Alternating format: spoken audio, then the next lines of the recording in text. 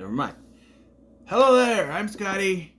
You're not. And we're here to talk about Season 1, Legends of Tomorrow, which I have put off. I'm watching through these with my son, and so I said, as I finish these, I should try to just do the reviews. Well, I procrastinated because we finished this the last weekend we were together. Not this past weekend, but the one before. And I should have done a video then.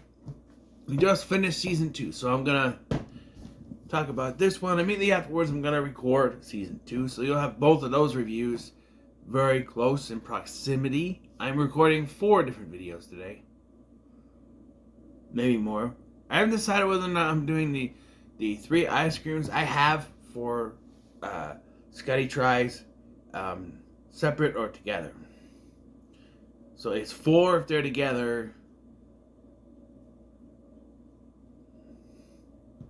6 if they're not. I understand. But so we're going to talk about Legends of Tomorrow Season 1.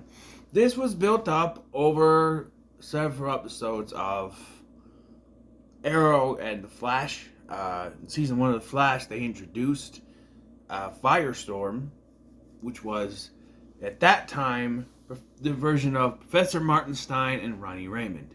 Although when they decided that they were going to put that character on a show, the actor portraying Ronnie Raymond, that being Robbie Amell, decided he didn't want to continue on, so that character was killed off. And during Season 2 of The Flash, they brought in Jefferson Jackson, played by Franz Drameh. Don't know if that's how you pronounce his name, but he's a British actor, and he does very well. Although, you could tell he's kind of putting on this kind of accent right here, but his accent sometimes goes through.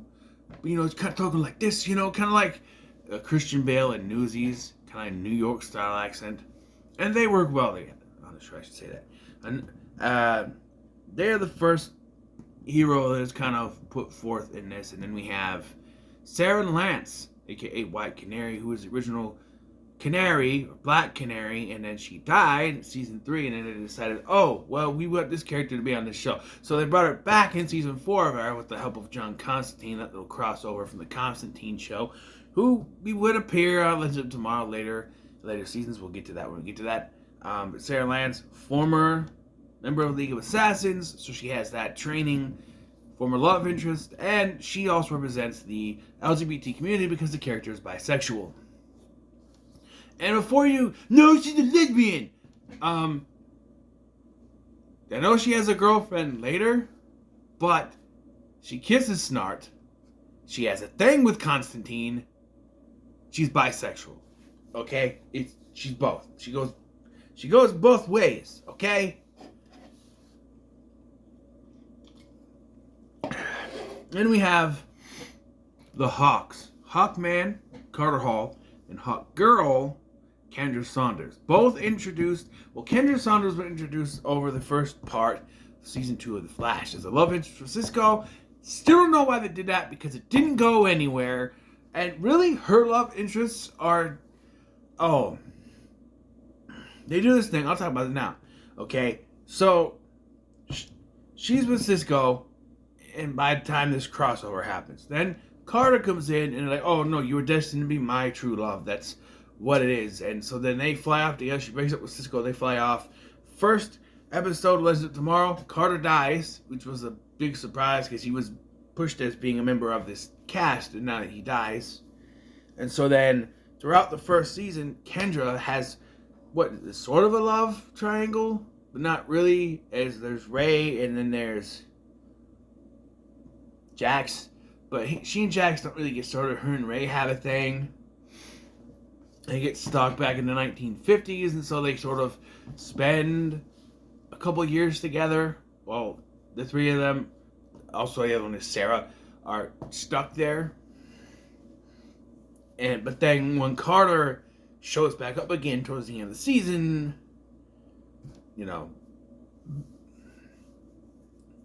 because he can reincarnate, that's their future reincarnation. They kind of, sorry Ray, bye, I gotta go back with him. So the relationship with her is just, and she meets a another reincarnation of herself from the past that says that it would not end well with anyone but Carter. But it always ends with Savage killing both of them, so it never ends well anyway.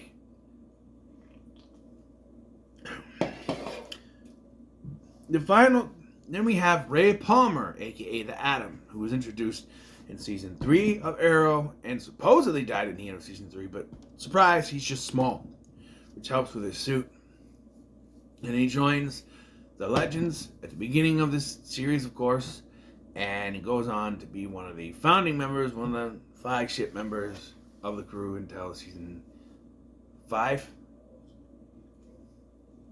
And then our final 2 members are not heroes, they're thieves.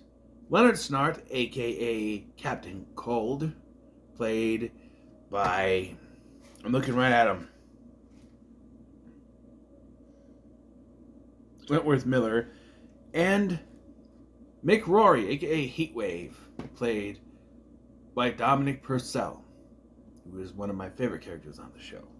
The 2 of them they start out as thieves, and it sort of, Snart has an arc throughout the series throughout the season, I should say. He's only in the first season. It goes from him being thief, like he was already like a thief with a heart of gold type. Like he was a bad guy, but you can see there's some good in him. And the Flash saw that, and now he joined up here. And by the end of the season, he is a hero. He sacrifices himself to save Mick and the rest of the team, and that has its toll on people.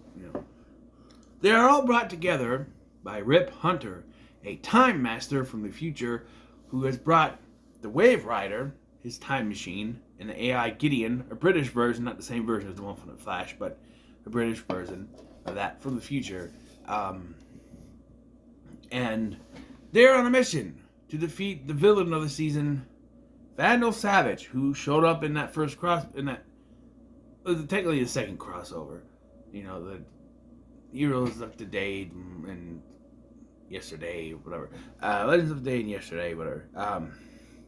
He's brought back to life. Although there really is no follow-up from the end of that showing Malcolm Merlyn grabbing the ashes. He's just alive. There's no Malcolm bringing it back. In fact, Malcolm Merlyn shows up in season 2, and there's no mention of him bringing back Vandal Savage. So whatever they were planning, they scrapped it. Apparently, because there's no correlation with that at all. Vandal Savage, or Rip Hunter, is played by Arthur Darvill. You may know as Rory, the one who waits from Doctor Who, but he is a completely different character here. He's more competent, and his mission is he's brought this group of people together to help him save his wife and son. And halfway through the season, they realize that it can't be done, so they're just on a mission to stop Savage, just to stop him. And Vandal Savage, played by Casper Crump, in one of the best performances I've ever seen from a villain. He knows that he is this evil, despicable. He knows what role he's playing, and he is relishing in it. He calls Rip Hunter Garib, because he tried to kill him back in ancient times. Then we find out throughout the season that only Kendra or Carter can kill him. With Carter dead, it's only Kendra. And they have to use one of the weapons or something that was there when the meteor hit back in the ancient Egyptian times. And that gets thrown out the window anyway.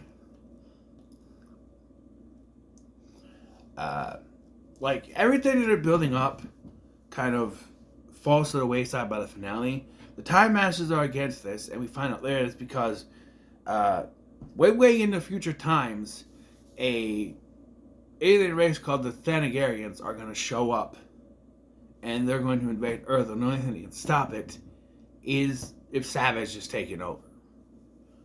But of course the Legends can't stand for that, so the Time Masters become their enemies. They destroy the Vanishing Point, which is where the headquarters of the Time Masters is located, and eventually after this is done and over with, Savage's plan is to detonate 3 meteors from 3 different times: ancient Egypt, the 50s, and the way future. And so he's going to have 3 different versions of himself, because he can time travel too. 3 different versions of himself detonate these things, and the Legends have to stop him. And at this point, they throw away the whole, Kendra has to be the one that kills him. By this point, Carter is back, the new version of him, and they just say, when he activates these meteorites, he'll be mortal. So anyone can kill him now. And it's a bit, have to spend the whole season saying, okay, we have to set up Kendra to do this, and it has to be a special weapon. No, anyone can kill him. Anyone can do it now. So, yeah. And then they have to get rid of the meteorites, which leads to one, and Rip takes the Wave Rider, and it detonates, but he's able to go back in time and prevent it. Go back in time and there's an explosion. I don't know. It's confusing, but yeah. And they learn what it means to be a team, because they have issues, of course, and they do find out that because Rip said that they're nobody there, but in the future they're known as Legends, but it was a lie, because they actually have no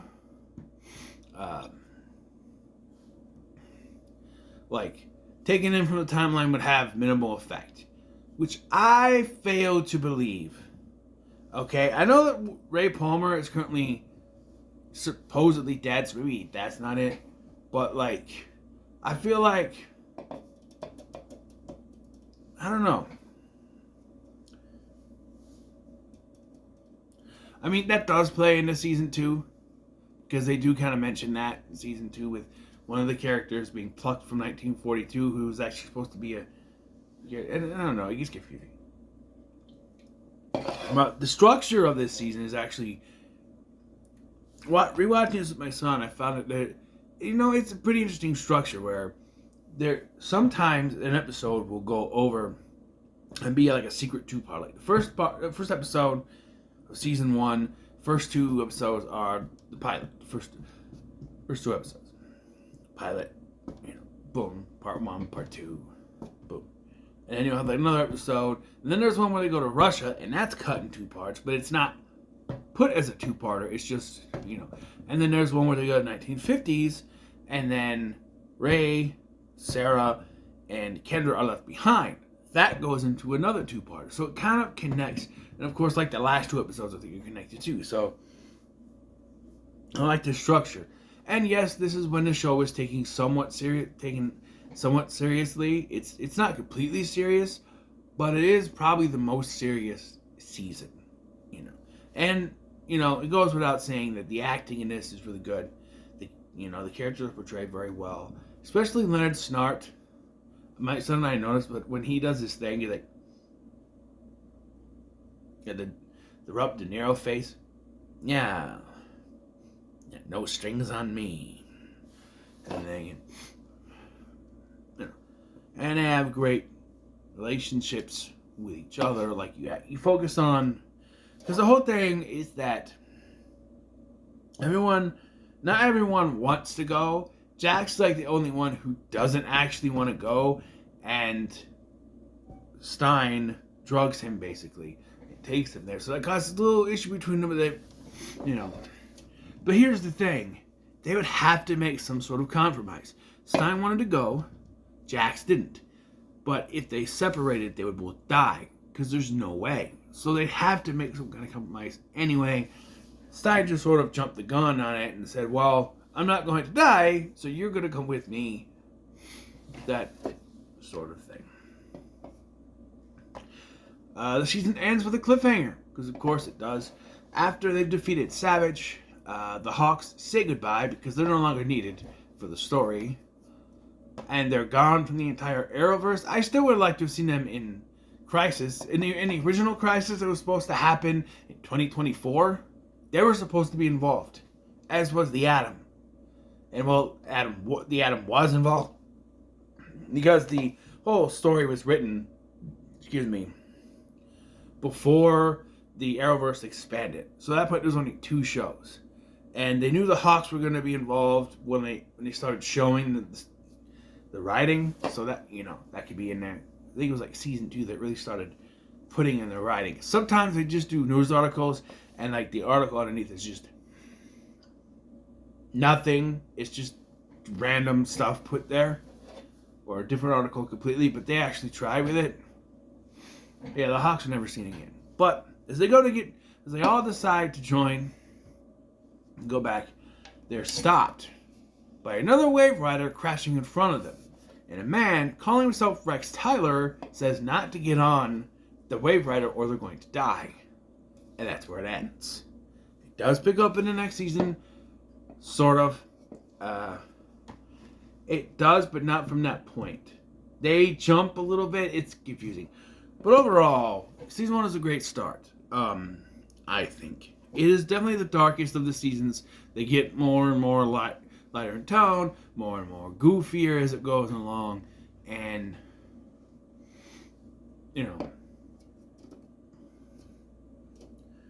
I think it works. And I gotta point out, spotlight Arthur Darvill here, okay? As Rip Hunter. Guys, I just looked down at his picture. Going from playing the goofy Rory on Doctor Who to playing this very serious character who, for all intents and purposes, is just out to save his family. And then when he realizes he won't be able to do it because their deaths are basically a fixed point, like their time wants to happen, he says. Time wants to happen. They're supposed to die. And at that point, it's just about killing Savage. He knows he's not going to be able to save his family, and he comes to that realization, and it's just like, once he realizes that everybody else is against him, the Time Masters are against him, he brings this team together, and then he finds out why the Time Masters are against him. It's not that they're just obeying their rule. No. They are in league with Savage. And that, he's worked for these people almost his entire life. He's been the Time Master. And you get flashbacks to his relationship with Miranda, his wife, and you feel that relationship growing, and then when it's taken away, it's just sad, but it's done very well. As are some other relationships, maybe not Kendra, but you see Snart's ascent into being a hero, make it still sort of in that gray area, and then I feel like all Carter's development is just like cut because they decide to kill him, and then they show him in flashbacks, but then he comes back later, and it's just like, I don't know why they cut him. Maybe they didn't have anything for him. I don't know, but I don't know.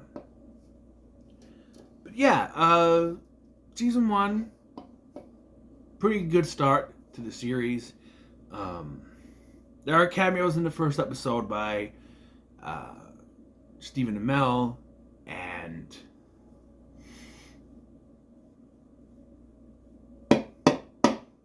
what's her name? Katie Cassidy.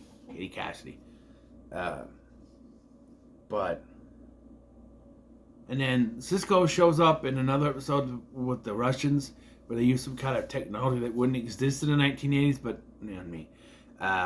to mess with Gray's mind, Stein's mind, make him think it's Cisco. But you can tell right away it's not, because my son's like, something's wrong. Why is Cisco's hair in a ponytail? I'm like, yeah, that's not. Overall, I feel like season 1 was a good start. So, what are your thoughts on season 1 of Legends of Tomorrow? Season 1 of Legends of Tomorrow. Let me comment below, be sure to like, share, subscribe. Thank you for watching. I'm Scotty, and I'll see you in the next one.